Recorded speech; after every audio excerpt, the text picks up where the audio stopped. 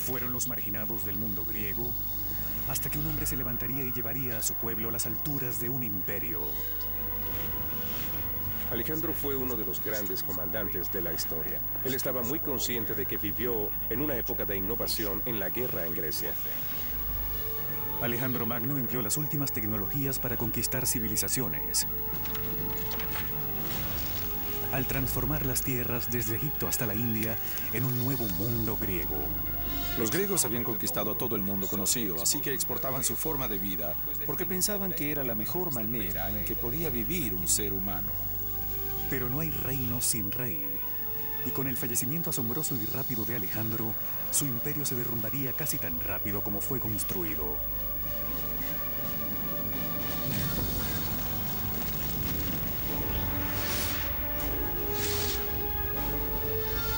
Construyendo un imperio.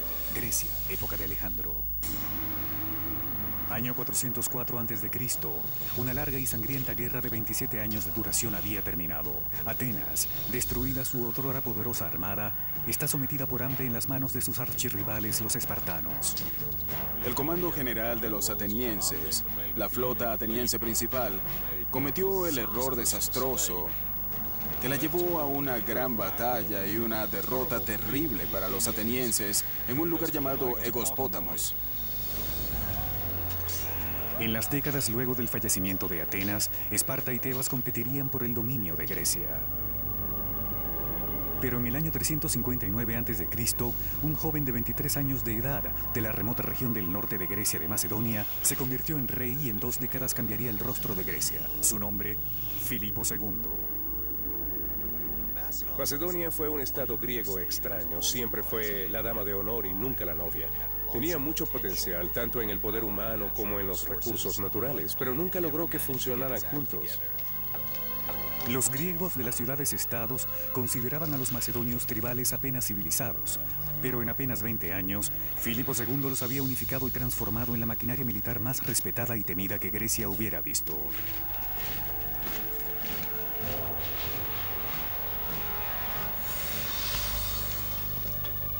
Filipo construyó Macedonia en 2 frentes, la diplomacia y la fuerza.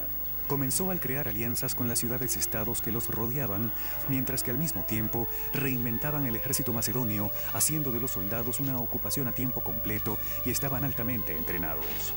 Pero la clave para su nuevo ejército profesional fue un cuerpo de ingenieros que Filipo organizó para diseñar y construir instrumentos nuevos y máquinas de guerra. Una innovación que cambiaría para siempre cómo se pelearían las guerras y cómo se ganarían.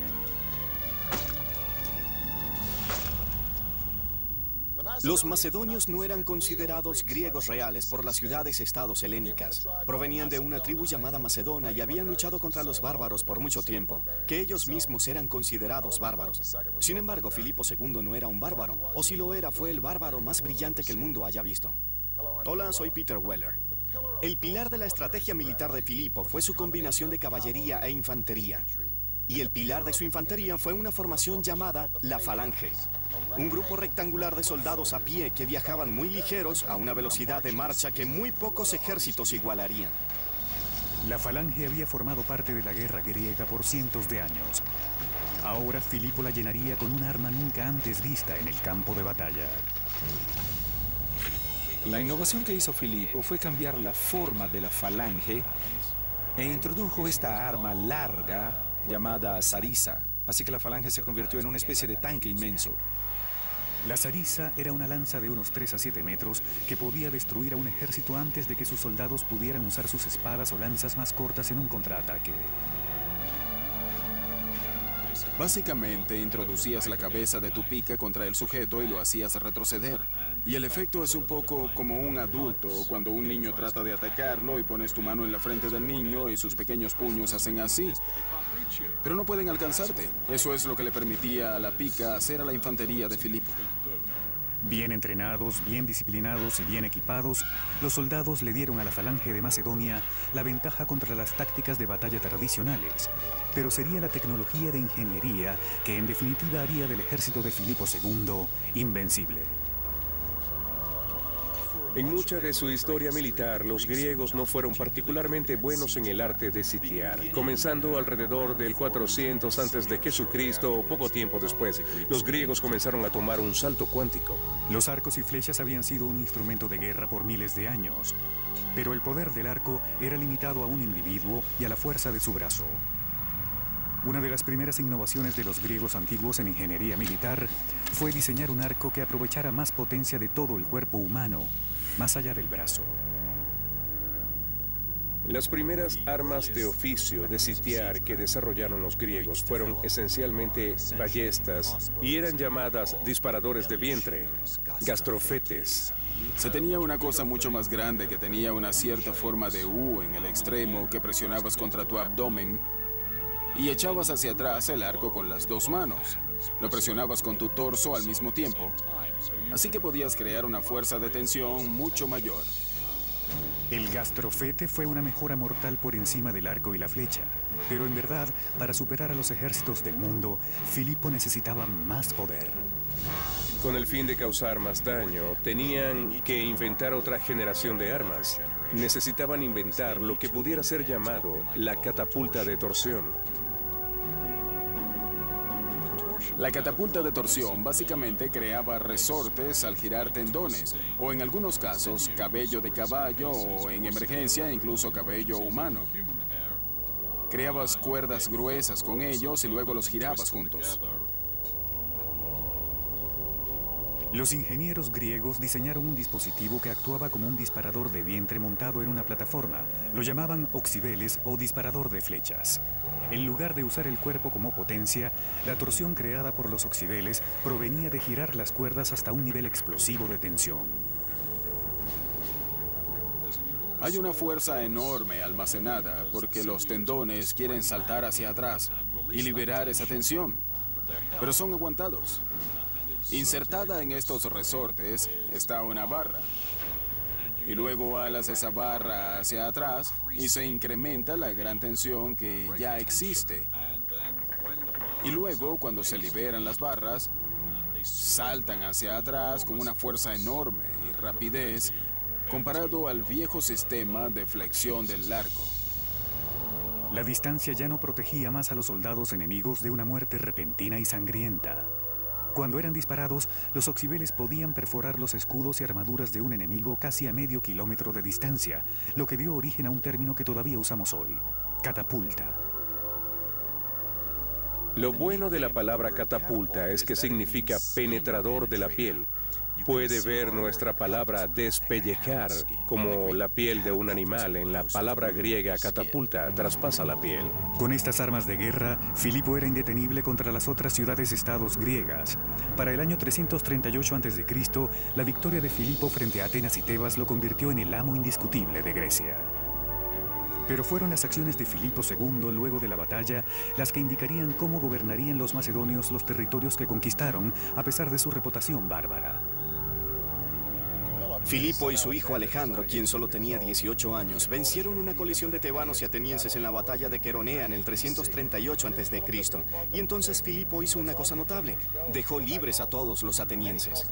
Entonces reunió un consejo en Corintios, invitó a todas las ciudades-estados. Él tenía que disimular que su poder es una especie de diplomacia, y le dice a todas las ciudades-estados que podían seguir su rutina, que todo seguiría siendo igual como era antes. Él pudo haber chamuscado la tierra al igual que Gengis Khan unos cuantos siglos después, pero no lo hizo. ¿Por qué? Tenemos que recordar que los griegos pensaban que los macedonios no eran mejores que un montón de asesinos, y a los macedonios no les importaban tampoco los griegos, pero Filipo tenía su gusto por los ideales helenísticos durante el tiempo que pasó en Tebas. Como rey invitó a los filósofos y maestros griegos a ir a Macedonia. Toda su corte hablaba griego de Atenas. Filipo no quería destruir Grecia, él quería ser Grecia. Era como el tonto en la parte de atrás de la clase que quiere ir a las fiestas de la fraternidad y convertirse en uno de los chicos divertidos, aunque un poco más duro. Su momento de triunfo, guiado por Macedón, estaba empezando, preparándose para realizar su ambición de vida, que era invadir el imperio persa. Nunca llegaría allá. Filipo II encontraría el fallecimiento definitivo en las manos de alguien interno. Justo antes de que comenzara su conquista persa, Filipo realizó una celebración pública. Mientras marchaba solo, delante de su entorno para probar que no le temía a nadie, de pronto un guardaespaldas corrió hacia él y le clavó una daga en el pecho. El hombre que había colocado a Grecia en el mapa había muerto a la edad de 46 años. ¿Él era el único asesino o había un complot mayor? Nunca lo sabremos con seguridad porque mientras que el asesino trataba de escapar, fue cegado por los guardias de Filipo. El sueño de Filipo II de dominar el imperio persa no moriría con él, sino que solo tomó fuerza con el surgimiento de su hijo, un joven de 20 años llamado Alejandro. Fue Alejandro quien usaría el ejército de Filipo, los ingenieros y la tecnología para exceder mucho más allá las ambiciones de Filipo, transformar el mundo en un mundo griego. En tan solo 20 años, Filipo II transformó a los macedonios en un ejército poderoso y se convirtió en el amo absoluto de Grecia. Pero el homicidio de Filipo en el 336 a.C. redujo su ambición definitiva y su destino autotitulado: invadir al enemigo de Grecia de la Edad de Oro, Persia. Filipo II había conquistado Grecia. Ahora dependería de su hijo conquistar el mundo. Fue un hombre que se hizo conocido a través de la historia como Alejandro Magno. Alejandro fue uno de los grandes comandantes de la historia. Alejandro fue absolutamente brillante en el campo de batalla. La verdad es que heredó una maquinaria militar grandiosa, pero él tiene que recibir el crédito de haber guiado esta maquinaria a una edad muy temprana. Filipo había sentado las bases para la conquista. Ahora era el momento para que su hijo terminara el trabajo. En el año 334 a.C., Alejandro guió su ejército macedonio de más de 35.000 hombres a una batalla contra el imperio persa.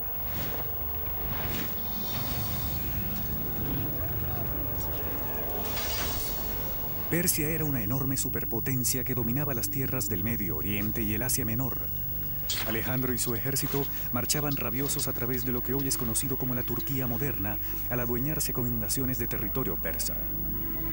Pero los persas todavía tenían una ventaja que Alejandro tenía que neutralizar si esperaba conquistar al enemigo de la Edad de Oro de Grecia. Alejandro tenía un problema. Él no tenía una flota. Así que lo que necesitaba hacer era encontrar una forma de neutralizar la flota persa.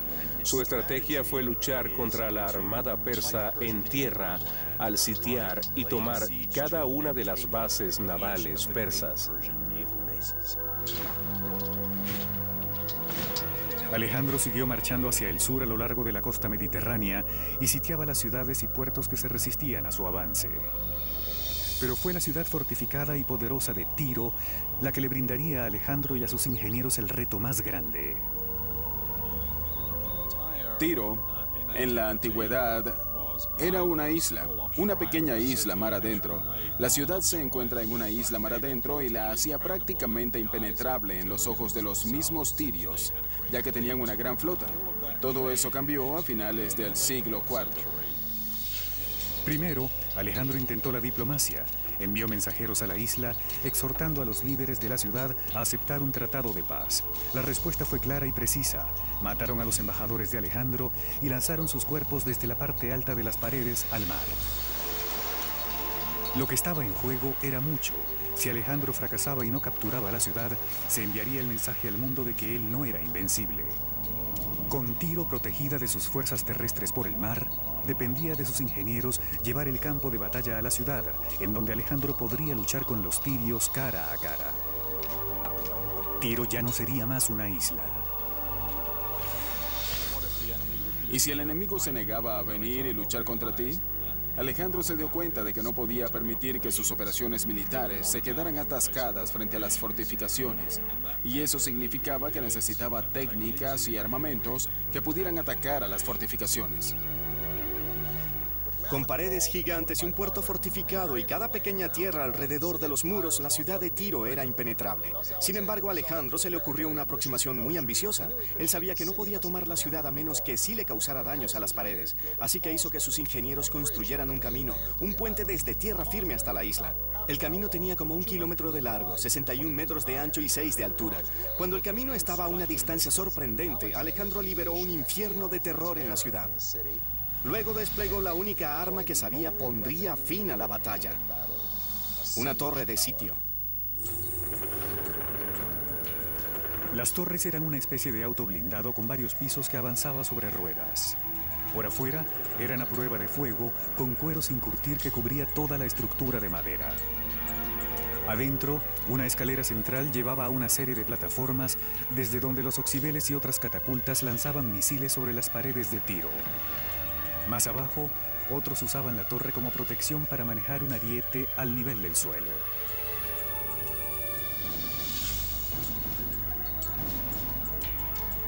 Literalmente lo empujaron hasta el muro. Los hombres adentro estarían protegidos y lanzarían flechas a los defensores en el muro y tratarían de cruzar por encima de la pared y matar a los defensores. Las torres de sitio de Alejandro golpearon los muros de Tiro durante días. Una vez que había abierto la fortaleza, Alejandro fue en busca del centro neurálgico. Liberó una tormenta de fuego como venganza sobre la ciudad que se le había resistido. El asalto en sí mismo sería una experiencia aterrorizante para todos los involucrados. La única forma de hacer una señal sería a través de trompetas, así que tiene que imaginarse trompetas sonando, un ruido tremendo de hombres atacando, banderas volando en el viento en las almenas de la ciudad que estaba bajo ataque. Pienso que debió ser una escena extraordinaria. Alejandro reinició su viaje hacia el sur a través de Palestina. Con su confianza en alto, ahora se había fijado en el más grande imperio que el mundo hubiera visto: Egipto. Con sus elevadas pirámides y tumbas colosales sin rival, Egipto era una cultura antigua que Alejandro reverenciaba. Pero había otra razón, más práctica, por la que Alejandro codiciaba Egipto. Era el granero del Mediterráneo, cuyos campos de maíz serían invalorables para alimentar el imperio en expansión de Alejandro. Pero al contrario de Tiro, conquistar a los egipcios no requirió de derramamiento de sangre. Alejandro entró en Egipto como un libertador y como una figura de poderes extraordinarios. Los egipcios no solo le dieron la bienvenida a Alejandro, lo convirtieron en un dios. En el año 331 a.C., coronaron a Alejandro como faraón, proclamándolo hijo de Amón, su deidad más importante. A la edad de 24 años, Alejandro había trascendido la inmortalidad. Uno puede imaginar que alguien a quien le ocurren cosas extraordinarias, a quien parecía abrírsele las puertas mágicamente, a quien cada esfuerzo era recompensado con la victoria, pensaría quizá, en algún sentido, soy un dios. Creo que realmente Alejandro lo pensó. Él no solo fingía, trataba de descubrir más sobre sí mismo. Para finales del siglo IV a.C., las ciudades de Grecia surgían en la estela del ejército saqueador de Alejandro. Estas ciudades servían como centros de control y administración, pero de manera más importante, se convirtieron en medios de esparcir una fábrica unificadora del idioma, la cultura y el aprendizaje griegos. El resultado sería un modelo de diseño de ciudad que se extendería a las regiones más lejanas del imperio de Alejandro.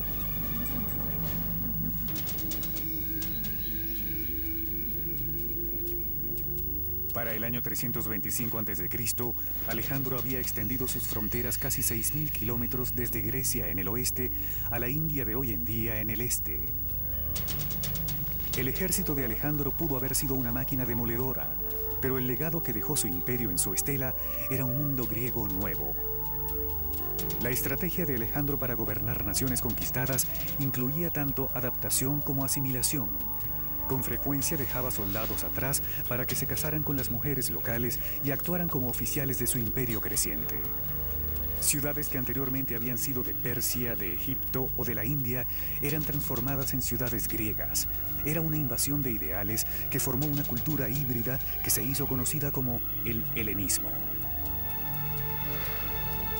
Así que definitivamente hay paralelos asombrosos con lo que ocurre hoy en día, en esta época del presente de la globalización. Hoy tenemos un idioma común, el cual es el inglés, es el idioma del comercio. Luego de Alejandro Magno tenías personas que habían adoptado las costumbres griegas y el idioma. El helenismo se construyó en la vida de la ciudad y en ningún lugar se mostró tanto esta expansión del dominio griego como en la planificación de ciudades. Ya fuera que comenzaran una nueva ciudad o reconstruyeran una vieja, mientras crecía el imperio, los ingenieros de Alejandro las dejaban plasmadas en planos que los griegos han usado desde el siglo V a.C. El plano que fue usado en estas ciudades era un símbolo de orden. Cualquier gobierno que pudiera reemplazar las callejuelas tradicionales serpenteadas de una ciudad con un plano erigido de forma lineal de las calles con ángulos rectos, era un gobierno que había que temer, un gobierno del que había que estar pendiente. Las campañas de Alejandro a través de Asia Menor crearía un nuevo orden mundial. Hoy lo llamamos helenismo. Si vive en una ciudad conquistada por Alejandro, vive en una ciudad griega. Este es un ejemplo de una ciudad así, se llama Pérgamo. Hace 2000 años, Pérgamo hubiera tenido todos los elementos de una ciudad griega. Ágora, templos, gimnasios, teatros. Pérgamo trataría de rivalizar con Atenas como centro cultural griego. De hecho, los estilos esculturales de Pérgamo sacudirían a Miguel Ángel y cambiarían el rostro de las artes visuales para siempre. Pérgamo fue construida en una serie de colinas, fue diseñada así, fue drástico, fue teatral y debía ser así. Las ruinas de Pérgamo se encuentran en lo alto de la Turquía moderna, un monumento espectacular al diseño urbano griego. La ciudad pareciera estar colgando en esta colina. Pareciera que los arquitectos que construyeron esta ciudad tomaron en cuenta la topografía de muchas maneras, simbólicamente para comenzar, según el significado, arriba a los palacios y templos. La ciudad se levanta a 300 metros sobre el nivel del mar, lo que necesitó una serie de terrazas complejas y extensivas. En los tiempos helenísticos, Atenas no era más la ciudad poderosa que era antes. Hubo un cambio hacia otras ciudades de importancia. En ese vacío, Pérgamo ascendió al poder. De alguna manera, es un eco de la Acrópolis de Atenas, en donde los templos están en las colinas, una roca natural sobre la ciudad. No se escatimó en gastos para construir templos espléndidos y edificios públicos en Pérgamo. Así que la planificación de ciudades griegas comenzó mucho antes que Alejandro, pero llegó a su perfección en el período helenístico. Donde quiera que fueras, cada uno tenía una institución reconocida, cada uno tendría un teatro griego, cada uno tendría templos griegos, cada uno tendría un gimnasio, cada uno tendría un ágora, un mercado y un foro. El punto focal de una ciudad griega podía ser encontrado en sus mercados públicos llamados ágoras, donde los mercaderes ofrecían sus mercancías diarias y los ciudadanos se congregaban a discutir los temas políticos del día. Adyacente al ágora estaba el pórtico, una estructura simple que era equivalente a la puerta interna de un centro comercial. El pórtico consistía en una galería de un lado con una pared atrás en el otro lado, un refugio que brindaba un espacio abierto que todavía estaba protegido de los elementos. El ágora y los pórticos eran el corazón económico, público y político de la ciudad helenística, pero su alma cultural estaba en otra maravilla de la ingeniería. Se dice que era lo más importante en las ciudades helenísticas: el teatro. El teatro es prácticamente una invención de Atenas. El drama era sobre todo democrático. En Atenas,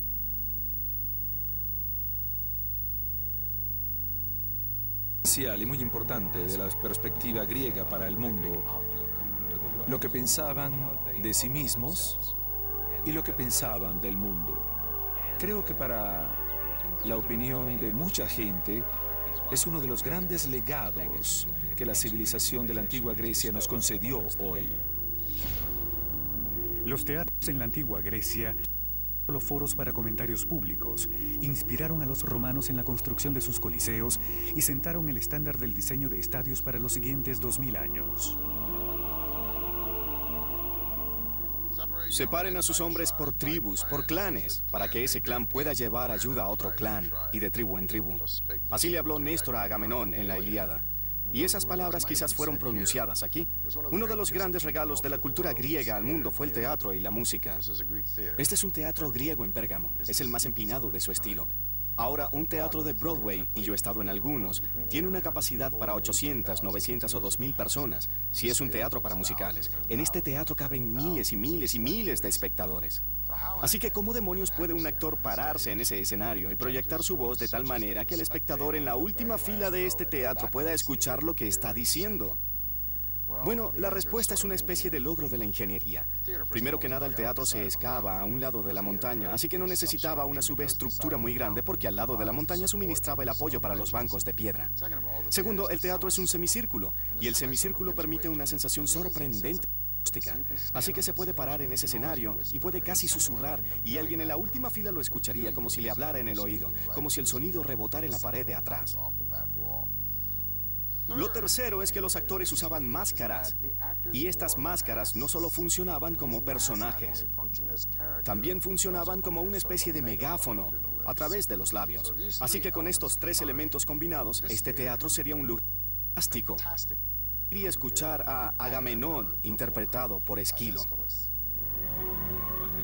Creo que sin duda el mejor teatro de la antigua Grecia preservado es el teatro en Epidauro, en la península argólida en el Peloponeso. Los teatros griegos se dividían en tres partes básicas. El teatro, o el área de espectadores, en donde se sentaba la audiencia. La orquesta o área de baile, en donde casi toda la acción se desarrollaba. Y la esquena, una construcción de madera colocada detrás de la orquesta. La esquena y su techo plano se usaban para los vestuarios, como telón de fondo y a veces para ensayar escenas. El teatro de Epidauro tenía 55 filas de asientos y se dividía en tres secciones horizontales para sentarse. Las escaleras dividen las secciones de sillas en calces separados. En total, este teatro gigante tenía capacidad de asientos para 12.000 o 14.000 personas. Pero es la ingeniería acústica lo que hace del teatro de Epidauro evidentemente espectacular. Si está sentado en la última fila arriba, está muy lejos del escenario. Y la persona que está en la orquesta o en el escenario se ve bastante pequeña. Y de hecho, puede tener una conversación con esa persona con una pequeña elevación de su voz.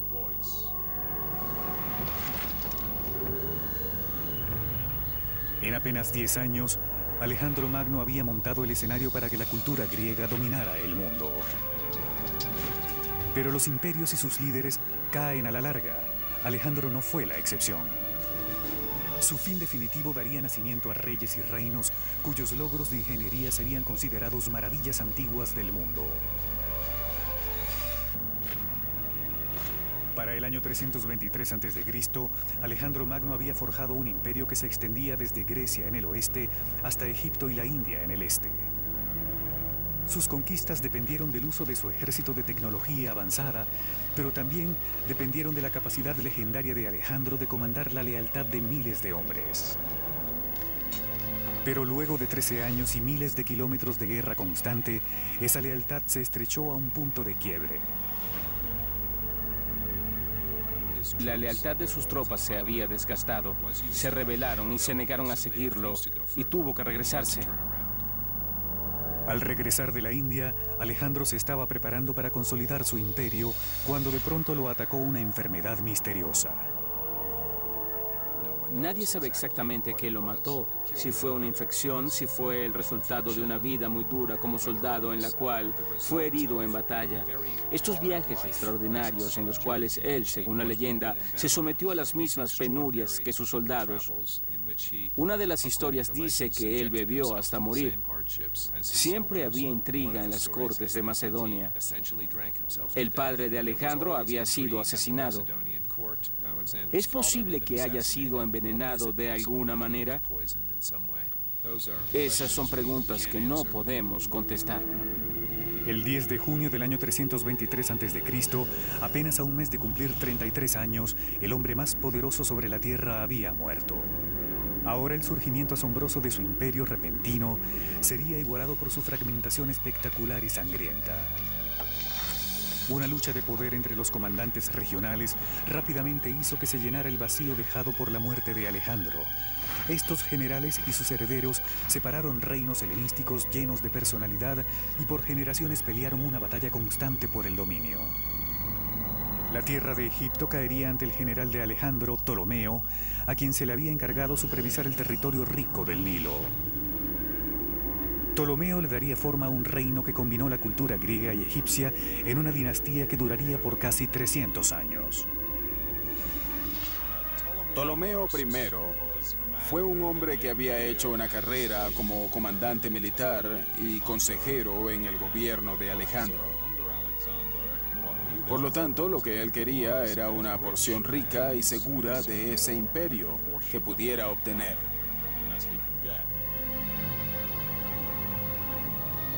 Egipto era la joya de la corona del Mediterráneo. Su exceso de granos significaba que una suerte inesperada y súbita le esperaba a Ptolomeo como gobernante del granero del mundo antiguo. El plan de Ptolomeo era asegurar su legitimidad tanto como rey de Egipto y también como el heredero verdadero de Alejandro.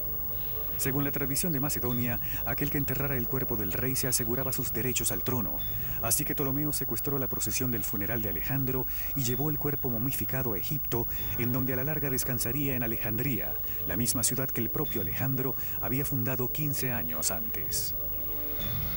Bajo el gobierno de Ptolomeo, Egipto crecería para convertirse en un reino poderoso y Alejandría se transformaría en la capital intelectual y científica del mundo griego. Él quería que fuera una ciudad que se uniera con la cultura griega y usó tanto el saber tecnológico griego como el egipcio para construir una nueva Atenas, si se quiere. Alejandría se encuentra en la línea costera de Egipto y un muelle fácilmente accesible sería vital para el mercado sostenible con otras ciudades alrededor del Mediterráneo. Con ese fin, Ptolomeo ordenó uno de los proyectos de ingeniería más ambiciosos jamás vistos, el primer faro conocido del mundo.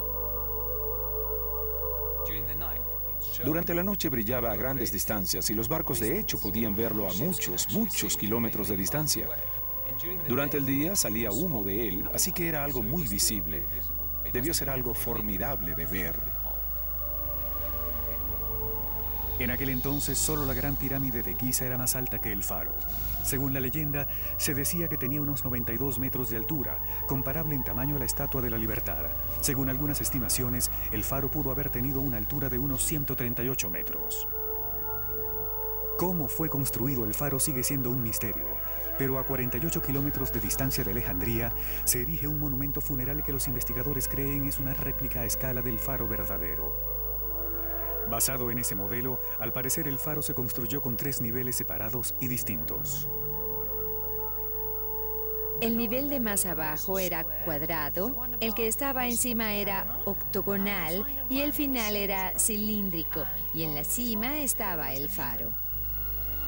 De la parte de arriba del faro, un rayo de luz fuerte y constante emanaba hacia el mar. Los expertos creen que la madera era lo más probable que sirviera de combustible del faro y que la sección de más abajo albergaba una rampa en espiral lo suficientemente grande para amontonar animales para que subieran carrozas aladas cargadas con leña. Las rampas quizá llevaban a una serie de cuartos de almacenamiento en donde se guardaba la leña. Desde el segundo nivel hacia arriba, un eje con un pequeño montacargas quizá se usaba para levantar el combustible hasta la parte de arriba. Hay historias sobre espejos y dispositivos que podían amplificar la luz de este fuego para que pudiera ser visto a miles y miles de kilómetros. Pero no hay evidencia verdadera de tal cosa. Y hay pocos expertos que creen que fuera un faro normal. Era un gran fuego y nada más. El faro estuvo en pie por casi 1600 años, golpeado por tormentas, marejadas e incluso terremotos. Luego, en el año 1300 después de Cristo, grandes terremotos hicieron que esta maravilla del mundo antiguo se derribara para siempre. Por casi 700 años, el faro permaneció enterrado debajo de las aguas del Mediterráneo. Luego, en 1994, un equipo de buzos y arqueólogos descubrieron grandes piedras en el puerto de Alejandría, mostrando lo que pudo ser las bases de un faro en la historia de la ingeniería.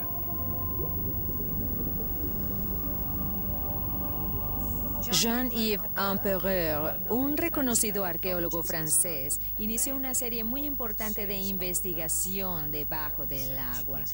Él ha hallado piezas, partes del faro, así que es posible que llegue el día en que podría incluso ser restaurado. Debajo de las olas, los arqueólogos documentaron piezas de piedras que pesaban más de 70 toneladas, incluida una pieza que se cree es el dintel de la gran puerta del faro. Pero el faro no sería la única maravilla de ingeniería de Ptolomeo en Alejandría.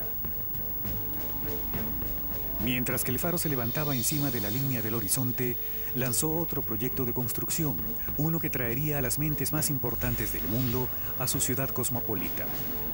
Se llamó la Gran Biblioteca de Alejandría, un lugar que se decía poseía más de 200.000 pergaminos dedicados al conocimiento y el aprendizaje.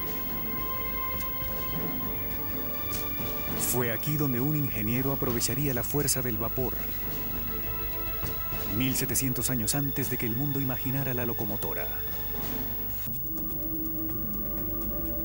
Después de la muerte de Alejandro y la separación de su imperio, uno de sus generales, que antes había vivido su vida conquistando civilizaciones, ahora quería crear uno. La infusión de Ptolomeo de la cultura griega en la riqueza y prestigio de Egipto sentaría las bases para un nuevo estilo de ciudad, una que se convertiría en la más grande y más cosmopolita en el mundo antiguo, Alejandría. Es la ciudad del mundo. Y como tal, los reyes ptolemaicos del nuevo reino de Egipto, crearon algo que es completamente nuevo en el mundo conocido. Serían los fuegos imponentes del faro de Alejandría los que guiaran barcos al muelle. Pero fue otra visión de Ptolomeo la que se convirtió en la luz para las grandes mentes del mundo. El Museo de Alejandría y la Biblioteca. Pero no quiere decir que era para exhibir algo. El museo en ese entonces era como un centro de investigación. Es un grupo de expertos, quizás el primer gran grupo de expertos del mundo. Ptolomeo compró a grandes expertos y escritores de y alrededor del mundo griego. La biblioteca era el más grande almacén de libros en el mundo griego. Tenía una cantidad mítica de pergaminos. Algunos dicen que unos 200.000, algunos dicen que 500, 700.000. Fue en el museo y la biblioteca donde por primera vez en la historia humana el conocimiento se convirtió en una mercancía para ser almacenada y compartida. De hecho, algunos descubrimientos científicos hechos en Alejandría más de 200 años antes de Cristo no serían aceptados sino hasta 1800 años después. Se les enseñó a los alumnos que la Tierra era redonda y uno de los grandes astrónomos, Eratóstenes, calculó la circunferencia de la Tierra y se equivocó por menos de 1%. Así que quizás sea una historia muy interesante que los reyes ptolemaicos, cuando llegaba un barco a Alejandría, lo primero que tenía que hacer el capitán era declarar si tenía algún papiro, trabajos de filósofos o ciencia a bordo, eran llevados a la biblioteca para ser copiados. Pero normalmente le devolvían al capitán una copia y no el original. A pesar de que Ptolomeo era un griego macedonio, la clave del éxito de su dinastía en Egipto sería en su capacidad de asimilar la cultura egipcia. La propia familia de Ptolomeo recorrió grandes profundidades para adoptar las prácticas egipcias como suyas propias. El hijo de Ptolomeo, Ptolomeo II, incluso se casó con su propia hermana, Arsínoe.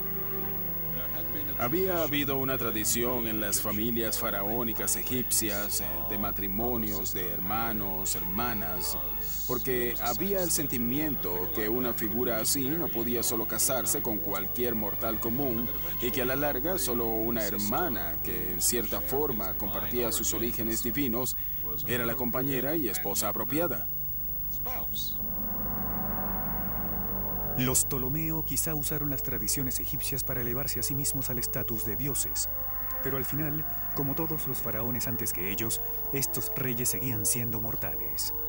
Ptolomeo no viviría para ver realizarse totalmente todos sus sueños de Alejandría. Murió en el año 283 a.C. de causas naturales, antes de que la biblioteca e incluso el faro estuvieran finalmente terminados. Alejandría continuó floreciendo como una meca para el conocimiento bajo sus gobernantes tolemaicos y produjo muchos de los más importantes pensadores de la época.